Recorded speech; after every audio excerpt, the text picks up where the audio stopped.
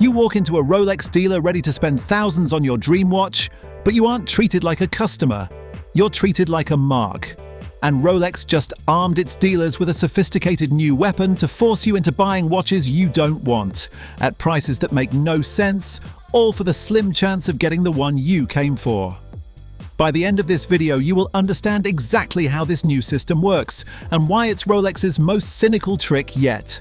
If you appreciate the truth behind the luxury hype, hit like, subscribe, and turn on notifications so you never miss a breakdown. For decades, the rules for buying a Rolex have been an opaque, unwritten game. The so-called wait list was never a real list. It was a pool of interested buyers from which the dealer would handpick their most profitable clients. To get chosen, you had to build a purchase history. This meant spending huge sums on things you didn't want, high-margin jewelry or less popular watch brands, just to earn the right to buy a stainless steel Rolex. This system worked because Rolex dealers are not owned by Rolex. They are independent, often family-owned stores. Their goal isn't just to sell you a watch, it's to maximize the profitability of their entire store, and your desperation was their primary tool. The classic leverage pieces were the unwanted heirs of the Rolex catalog. Chief among them are the two-tone or roll saw models. Combining steel and gold, these watches occupy an awkward middle ground. They lack the clean, utilitarian appeal of the steel sports models, and they don't make the full luxury statement of a solid gold piece. To many younger buyers, the look is simply dated, a relic of 80s yuppie culture. These watches, along with certain date-just configurations and smaller case sizes, became the transactional hurdles you had to clear.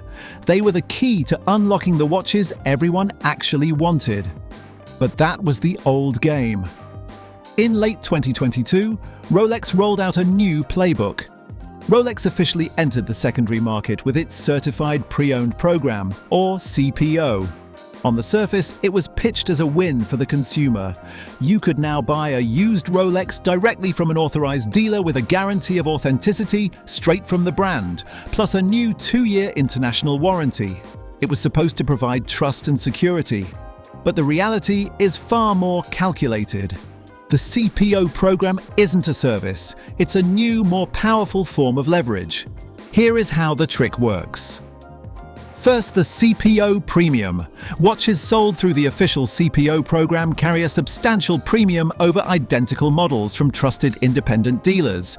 Market data shows this premium averages between 25% and 30%. This is supposedly for the peace of mind of Rolex's certification, but the value simply isn't there.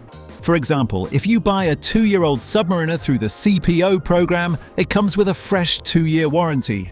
But if you bought that exact same 2-year-old watch from an independent dealer, it would still have 3 years left on its original 5-year factory warranty.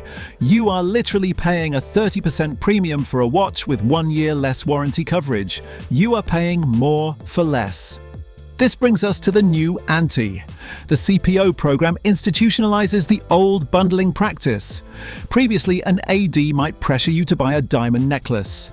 Now, the price of admission is the purchase of a high-margin CPO watch.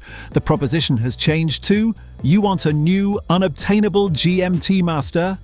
First, prove your loyalty by buying this slightly older, readily available, and significantly marked up Daytona from us. This is a brilliant move for the dealer. The entire transaction remains inside the Rolex ecosystem, making the hurdle feel more legitimate to the customer.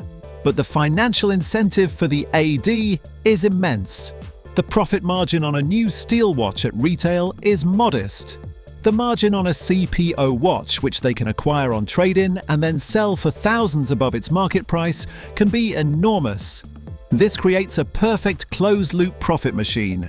Dealers now have a powerful incentive to get existing owners to trade in their watches. They can offer a client the chance to jump the line for a new hot model in exchange for a desirable trade-in. That trade-in is then fed directly into the high-margin CPO inventory and sold to the next aspiring buyer who is desperate to build a purchase history. The dealer uses their allocation of new watches to acquire used stock at favorable prices, sells that stock at a massive premium, and the cycle begins again. It's a system designed to extract maximum value from you at every stage of the watch's life. So let's recap the 3 key takeaways. First, the old game of forcing you to buy jewelry is being replaced by a new game, forcing you to buy overpriced pre-owned Rolexes.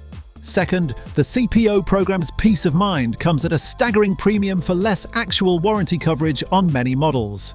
Third, this system creates a perfect profit cycle for dealers, who now use their new watch allocations to acquire high-margin used inventory. And as always, this information is for perspective and is not financial advice. The brand is becoming known less for the quality of its product and more for the frustrating game you have to play to get one. So here's the question. Would you rather play the old game and buy $10,000 of jewelry you don't want, or play the new game and overpay by $10,000 for a CPO watch? Let me know your choice in the comments.